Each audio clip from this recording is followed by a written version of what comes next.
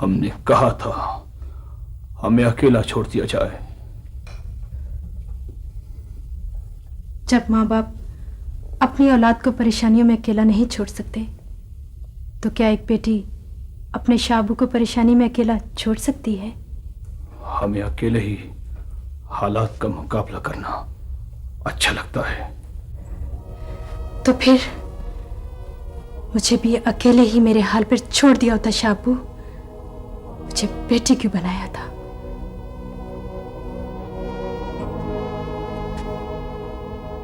ये हवेली की रिवायात का मामला है। तो क्या आप अपनी बेटी को हवेली से बाहर समझते हैं? भानु बेटी, मामला एहसास और इज्जत के रिश्तों का है ना शाबू। जो जानती हो उसके बारे में सवाल क्यों करती हो?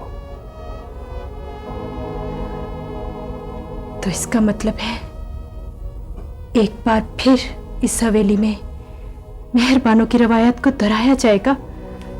भानु बेटा, तो क्या एक बार फिर जज्बात की कश्तियां तबकात के गंदे समुद्र में डुबो दी जाएंगी शाबू? भानु बेटा,